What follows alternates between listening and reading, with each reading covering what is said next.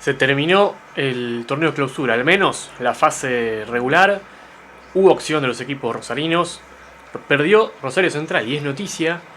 Perdió Newell's, no es noticia. Lo cierto es que terminó la etapa regular. El equipo de Lucas Bernardi, que culminó su participación, culminó su año cayendo frente a Racing, que aún así no pudo meterse en Copa Libertadores. Y Central visitó con algunos suplentes Avellaneda para jugar, pero frente a Independiente, y cayó también. Perdió el invicto y perdió por primera vez en el torneo Apertura. Todo esto con muchas situaciones para analizar y para comentar en el siguiente blog de la fecha, que no será el último, porque si bien es la última fecha, hay muchas más cosas de las que tenemos que hablar en las próximas semanas, pero claro, ya no será de la tabla anual, del descenso, del torneo clausura de los puntos, específicamente, porque al menos para Central comienza otro torneo, el más importante, el de los playoffs, y ya tiene rival, y un poco de eso también hablaremos en este blog, lo que pasó, la fecha 16, las derrotas de los rosarinos, y también lo que viene de ahora en más para Central y para Newell's. Newell's, aunque ya no esté en carrera, aunque ya no juegue por nada este año, no por eso serán menos importantes estas semanas que se le vienen en materia política. Este es el blog de la fecha. Empezamos. Y comenzamos hablando en este caso de Newell's, que ya no participa en este torneo clausura, cayó frente a Racing, quedó afuera de los playoffs, ya había quedado afuera incluso en las fechas anteriores, venía de vencer a Huracán en el Tomás Adolfo Ducó, de salvarse del descenso, en un partido que con cada día que pasa más valor tiene ese triunfo de Huracán en el Ducó, porque bueno, le significó jugar el domingo y no el sábado, jugar el domingo ya sin presiones ante un Racing que venía a buscar la Copa Libertadores, el pasaje a la Copa Libertadores a Rosario, y no jugar, por ejemplo, el sábado en esa definición que tuvo a Godoy Cruz y a San Martín de San Juan perdiendo la categoría. Otro partido del que a Newell's se le escapa por errores aislados en momentos puntuales. Volvió a jugar bien el equipo de Lucas Bernardi. Tal vez sea mucho decir que jugó bien, volvió a competir y volvió a hacer un partido serio. Los tres partidos que tuvo Newell's con Bernardi, al menos vimos un equipo leproso, vimos un equipo serio. Es cierto, no le alcanzó frente a Unión y perdió por un error puntual. Este partido frente a Racing fue bastante parecido, si bien lo pierde casi en la última jugada. Y el triunfo frente a Huracán, que fue un triunfo merecido, logró Bernardi encontrar algo que le permitió a Newell's sellar el objetivo mínimo que tenía de mantener la categoría, ¿no? Y de no llegar sobre todo a una definición en la que no sabemos, es contrafáctico, qué tanto le hubiese jugado la presión. Al menos en lo que vimos el día domingo, Newell's sin presión, descomprimido, recibió a Racing, y si bien obviamente nunca sabremos cómo hubiese afrontado Newell's el partido si tuviese tenido que definir mano a mano frente a otros rivales por el descenso, al menos, y pese a una semana sin entrenamientos, por ejemplo, con futbolistas de paro y demás, y muchas situaciones complicadas en cuanto a lo institucional, y ante un Racing que llegaba exigido, Newell's tuvo un partido interesante, un partido en el que tuvo chances, podría haberlo ganado en el segundo tiempo, y creo que tal vez se define la suerte de Newell's en dos jugadas puntuales, dos mano a mano puntuales, en un partido que tampoco tuvo tantas llegadas, pero que tuvo, sí, en el segundo tiempo, dos situaciones, una por lado, que decantaron la balanza. El gol de Tomás Konechny en la última jugada, en un error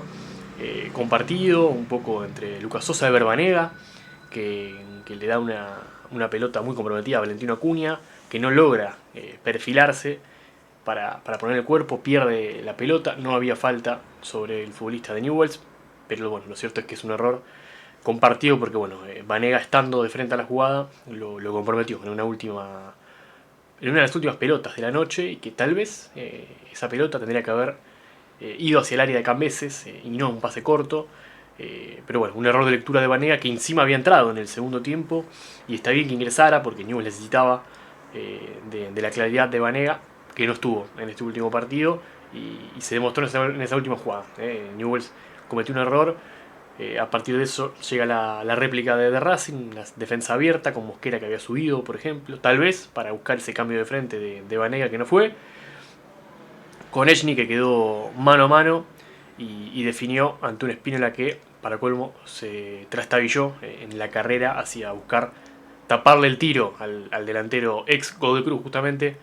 y Konechny marcó la diferencia. En el arranque de ese segundo tiempo, a los 50 segundos, Newell's se encontró por un pelotazo frontal, muy parecido a una de las jugadas que le dio el triunfo frente a Huracán, a Luciano Herrera, solo frente a Cambeses que amagó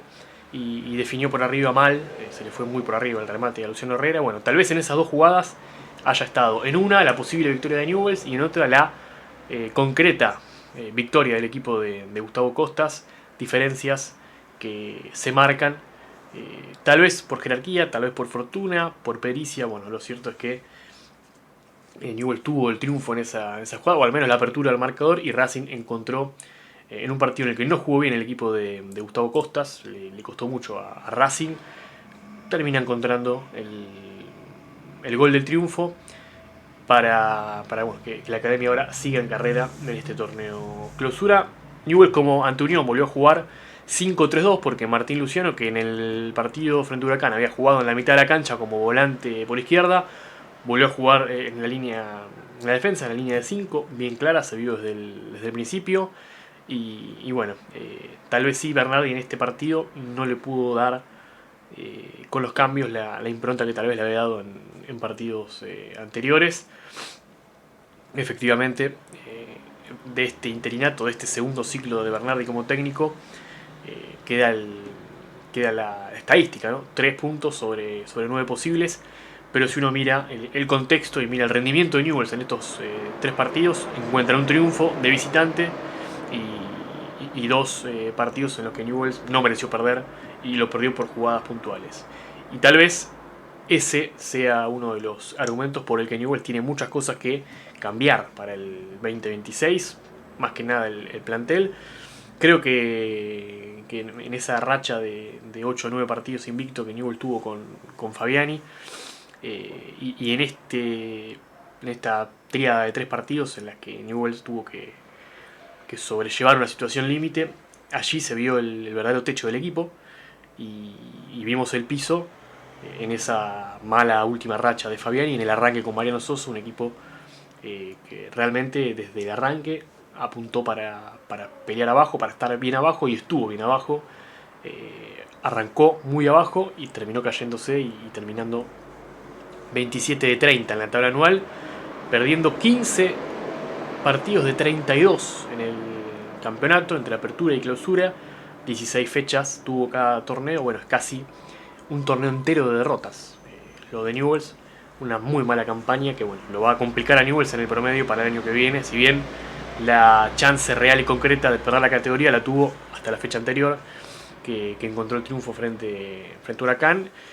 en un año en el que Newell's le pegó al palo, al descenso, a la permanencia, y realmente, por un montón de cosas que se fueron sucediendo en la película de este 2025 para Newell's, realmente los goles de Herrera y de Charly González en el Tomás Adolfo Ducó significa mucho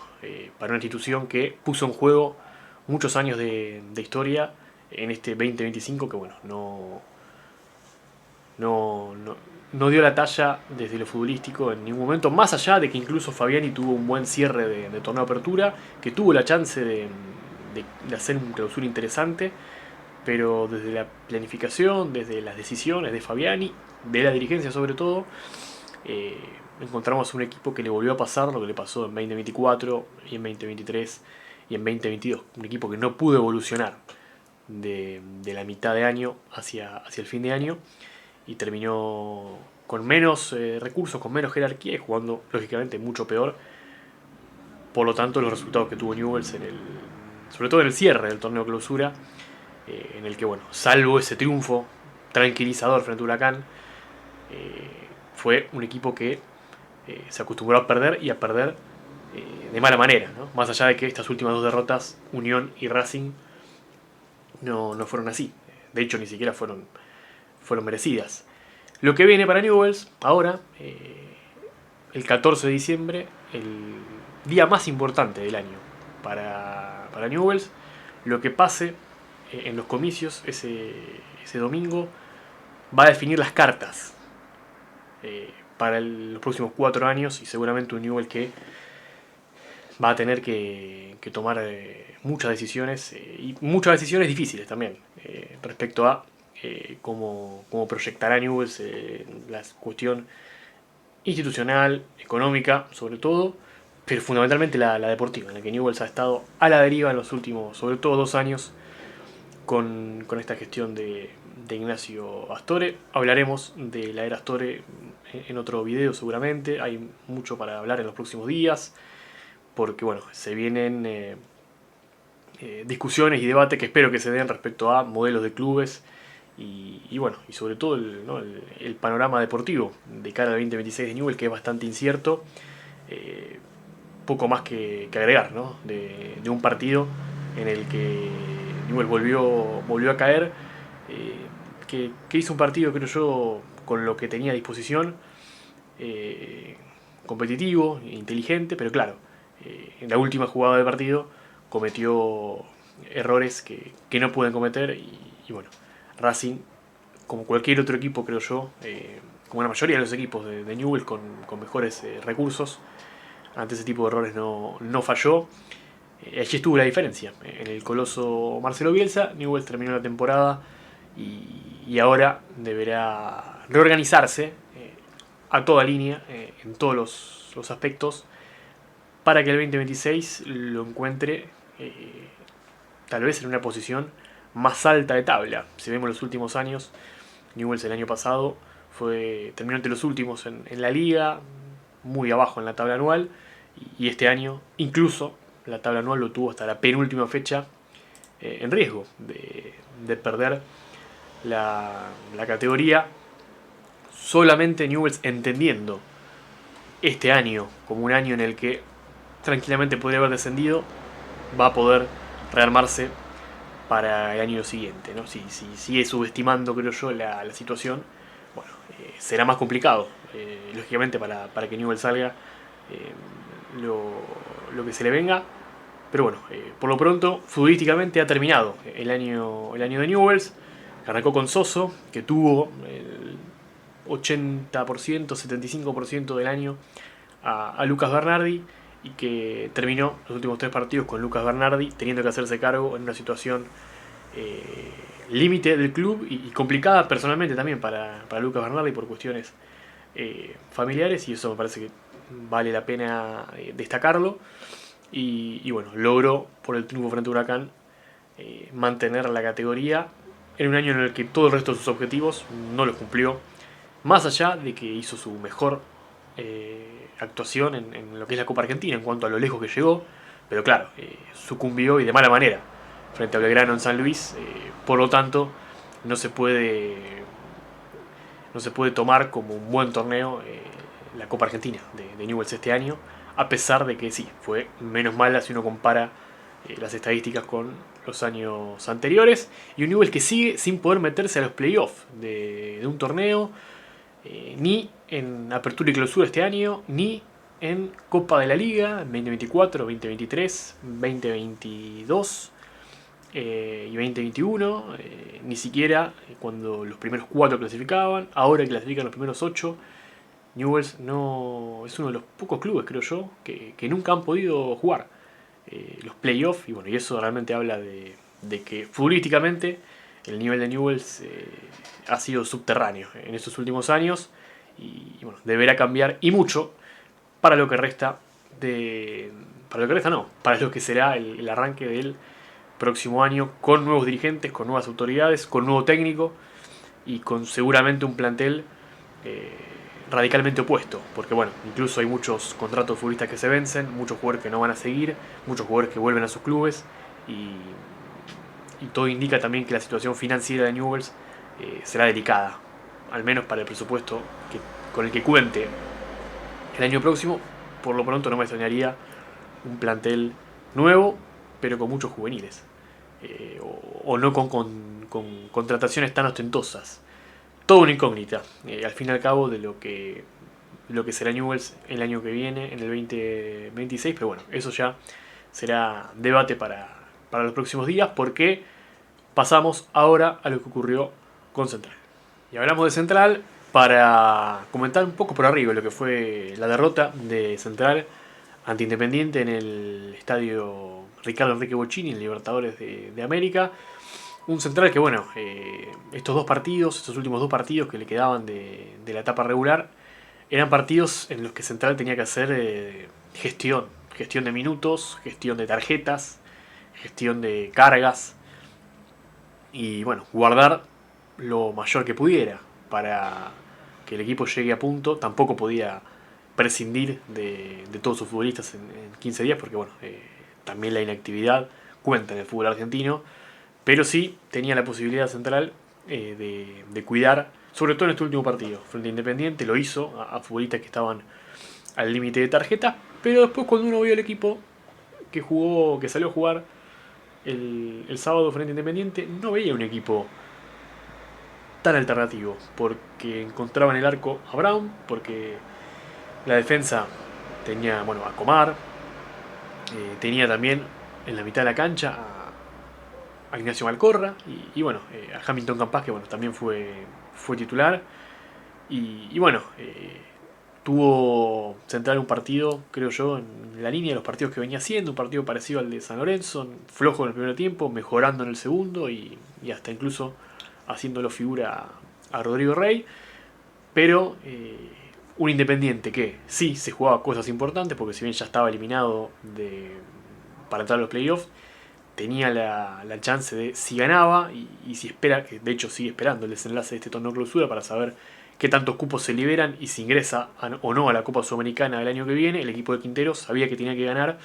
y bueno, lo jugó con mayor intensidad, que Central eso estuvo de manifiesto, sobre todo en el primer tiempo. Encontró el gol Independiente con Gabriel Ábalos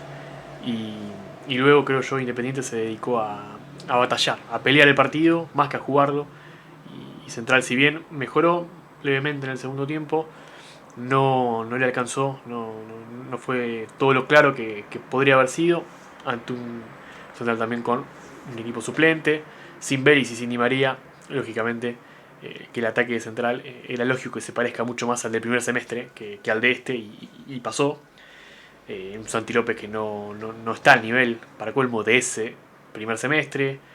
Bueno, un Copete que ya lo conocemos y demás. Tampoco Central tenía que quemar naves o hacer demasiados esfuerzos en este partido. Por eso también lo de un partido de gestión. Y bueno, Independiente le quita el invicto en esta última fecha. Y los puntos creo que le terminan sirviendo más a Independiente que a Central. De hecho, ya a Central, a partir del partido de San Lorenzo, los puntos le servían demasiado poco. No le cambiaba ganar o perder frente a San Lorenzo o Independiente. Sí le cambiaba, y creo que le cambia lo que pasó al final del partido. Y esto lo quiero comentar también porque se habló mucho del árbitro, de Sebastián Zunino, de distintas jugadas que ocurrieron en el partido. Pero acá lo primero que uno tiene que mirar es la película, más que esa última foto de ese tumulto, de una situación que pasa después de un partido de última fecha de campeonato, con Independiente eliminado, con Central sin sus mejores armas, jugando más para cumplir con el calendario que para jugar, para sumar por cosas importantes. Y bueno, saltó la sorpresa cuando vimos la roja en el aire a Ignacio Malcorra, después de ese entrevero, que también tuvo como expulsado por el lado independiente a Alex Newell's, a Rodrigo Fernández Cedrés. Y acá, obviamente, hay muchas conjeturas, hay muchas suspicacias también, porque bueno, ha sido una fecha penosa en cuanto al nivel del arbitraje en el fútbol argentino, otra vez con partido muy polémico, con actitudes inentendibles de las autoridades, de los árbitros, con una crispación general importante y con ya, creo yo, un descreimiento general de los hinchas, de los periodistas, de los futbolistas hacia las autoridades arbitrales. Y bueno, no iba a estar exento este episodio de lo que pasó en Avellaneda, pero me parece que acá mayor responsabilidad es de Malcorra y de los futbolistas de Central que terminaron metidos en una trenza que no le servía a nadie. Creo yo que no le servía a Independiente, pero mucho menos a Central y justamente es insólito el problema que se compró Malcorra simplemente estando. Después podemos discutir y no se llega a advertir agresiones o insultos o cualquier versión cruzada de conducta violenta, que es al fin y al cabo el motivo de la roja a Malcorra. Nada tiene sentido desde del momento en el que un partido de una última fecha termina con un tumulto y con empujones y con arrumacos en la mitad de la cancha. Por eso creo yo que más allá de la decisión de Zunino, que es totalmente debatible, porque bueno, incluso creo que mirando las imágenes, tal vez no era Malcorra el destinatario de esa tarjeta roja, pero bueno, llama la atención que Central haya entrado en ese juego, sabiendo que era un partido en el que justamente si cualquier tarjeta, pierna alta, pierna larga mejor dicho, cualquier jugada desafortunada podía terminar o en una lesión o en una suspensión. Y bueno, por eso vuelvo a lo primero, que me sorprendió ver a Malcorra, por ejemplo, a Campaz siendo titulares, porque bueno, más allá de que Central no es un equipo agresivo y que Central no es un equipo agresivo y que bueno, que uno nunca puede contar con este tipo de situaciones y de decisiones arbitrales, pero bueno, cuando futbolistas que son muy importantes juegan el partido previo a un partido de definición importante, bueno, esta carta está en el mazo. Pasó después del partido y eso es en donde cae, creo yo, la principal responsabilidad para Malcorra en primera instancia, también en ese contexto más arriba para Ariel Holland, porque bueno, incluso que haya una roja por alguna falta o bueno, doble amarilla, bueno, o alguna lesión, bueno, son cosas del fútbol que están, repito, son cartas que están en el mazo, pero cuando el partido ya terminó, cualquier tipo de cosa que surja ya es más responsabilidad de los protagonistas que de cualquier otra intención o energía que opere alrededor. Por lo tanto, me parece que se compró un problema Malcorra y algunos futbolistas de Central bueno, que vimos que fueron a hacer algo que no tenía ningún tipo de sentido, porque el partido ya estaba perdido, porque tampoco le era un perjuicio para Central perder ese partido. Sí, perder futbolistas, como lo que le termina pasando, bueno, creo que debería ser, en el peor de los casos, una fecha para Malcorra. Tampoco es una situación tan grave, pero bueno, a Central lo perjudica, porque bueno, tampoco sabe Central todavía si cuenta con Franco Ibarra o no. Yo creo que no habría que descartarlo a Ibarra para el partido del domingo, pero bueno, lo cierto es que son bajas de peso. Para Central, que ya se quedó con la tabla anual, el mejor equipo del año, primero en su zona en el clausura, primero en su zona en el apertura. Desde los puntos, desde la regularidad, no tiene ningún tipo de discusión. El trabajo hecho por Rosario Central, por ahí juega en la dirección técnica. Y claro, ahora deberá coronar este año, porque me parece que Central es el máximo candidato que tiene este torneo. Un torneo que por cómo está hecho termina siendo tramposo para Central, en el buen sentido, porque bueno,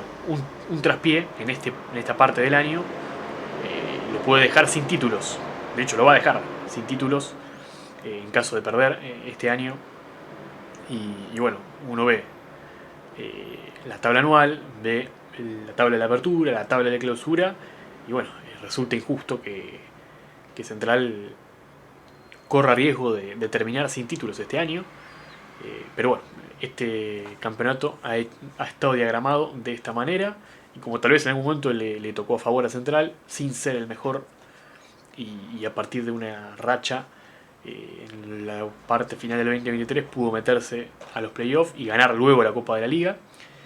Bueno, en este caso le tocará ser el candidato, el equipo al que todos le quieren ganar, y bueno, reeditando un duelo en esta próxima fecha, porque su rival de octavos de final, al igual que en el torneo Apertura, será Estudiantes de La Plata. Estudiantes que perdió el domingo, que parecía que se despedía, que incluso Domínguez dio una conferencia de prensa que sonó más a despedida que otra cosa, y por los resultados que parecían lejanos, porque necesitaba de 4 resultados Estudiantes para jugar los playoffs, se le terminaron dando. Estudiantes que ya pensaba en las vacaciones, que pensaba tal vez en buscar un nuevo técnico, en rearmarse,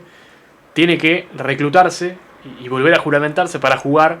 los octavos de final frente al mejor equipo del campeonato, y se reedita este duelo que tuvimos en la Apertura, un duelo similar, porque bueno, Estudiantes también no terminó bien el torneo Apertura, entró un poco por la ventana también, porque Newell justamente no ganó en esa última fecha, y varios equipos que podían alcanzarlo no lo alcanzaron, y pese a perder 4-0 con Argentinos Juniors, Estudiantes se metió en los playoffs, y fue un partido muy parejo, aquel que jugaron en el torneo pasado en el Gigante. Central termina ganando 2-0 con 2 goles en el final, un cabezazo de Quintana y otro gol de Campás de contra, pero fue un partido muy parejo, con muy pocas llegadas, en el que lo que terminó determinando para qué lado se inclinó la balanza fue una fatalidad que le ocurrió a Estudiantes. Había hecho los 5 cambios Eduardo Domínguez, que además Estudiantes estaba con la Copa Libertadores en el medio de esos partidos. Hizo los 5 cambios Eduardo Domínguez, se lesiona Guido Carrillo, se desgarra Guido Carrillo, y Estudiantes sin cambios termina jugando con 10 hombres el partido en Arroyito en aquella tarde de mayo, y termina Central ganándolo con la superioridad numérica, con un gol de pelota quieta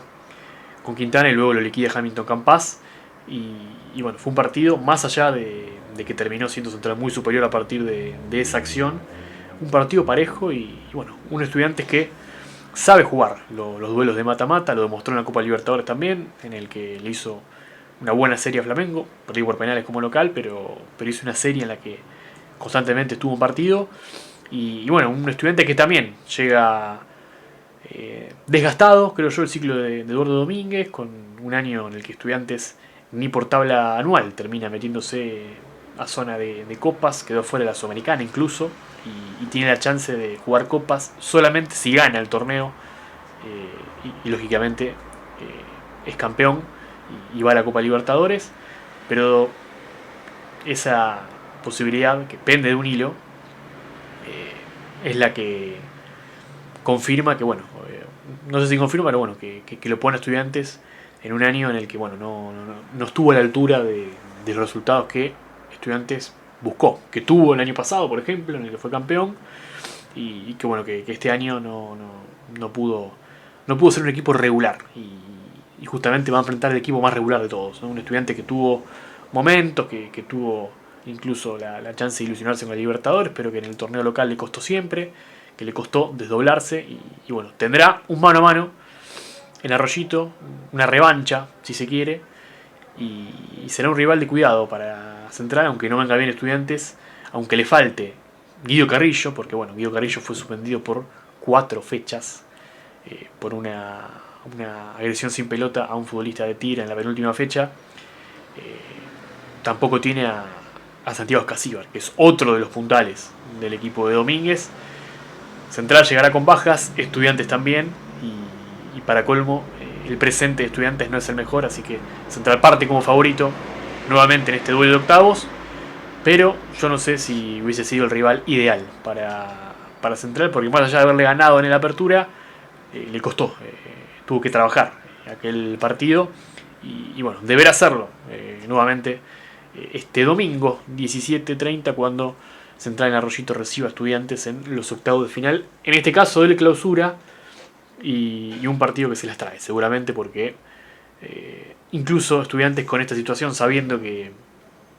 tiene una chance que le cayó prácticamente del cielo, de poder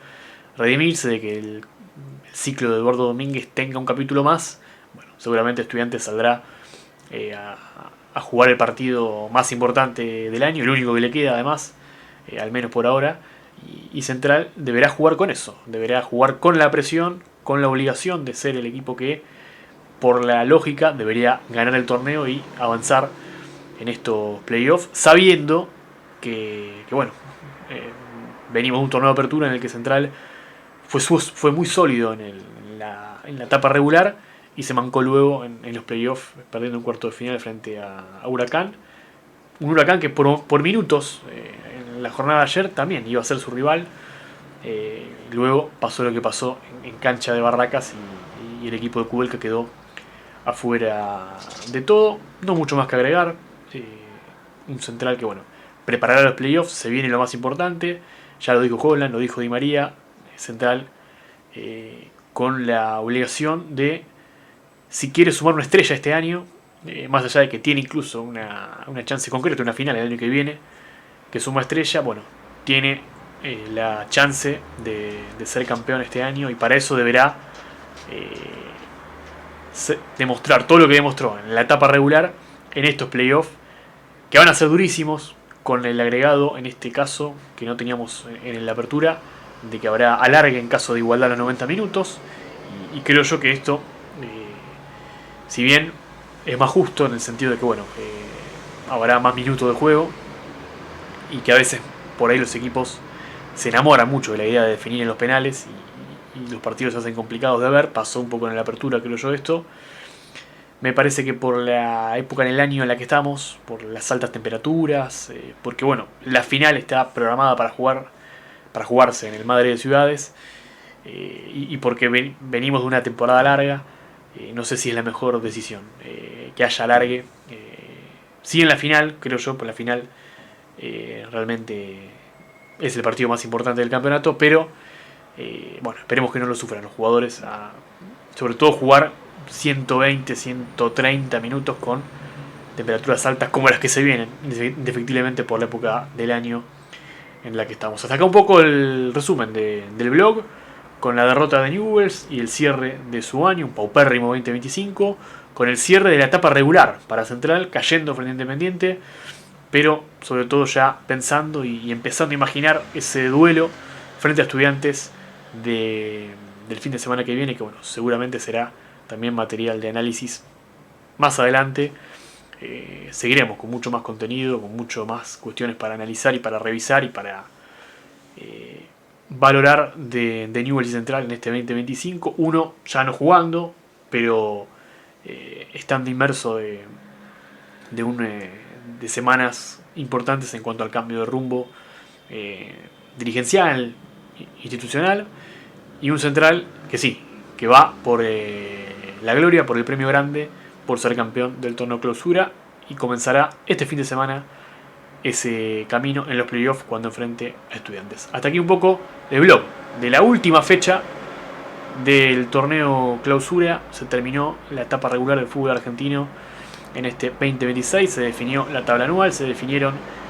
varios de los ingresos a copas internacionales, se definió el descenso también. Lo que no se define y será cuestión de las próximas semanas es el campeonato. Hasta aquí llegamos entonces con el blog de la fecha 16. Espero que les haya gustado. Muchas gracias por bancar, por los mensajes, por las visitas. Y bueno, seguramente seguiremos con mucho más análisis en este canal. Un abrazo.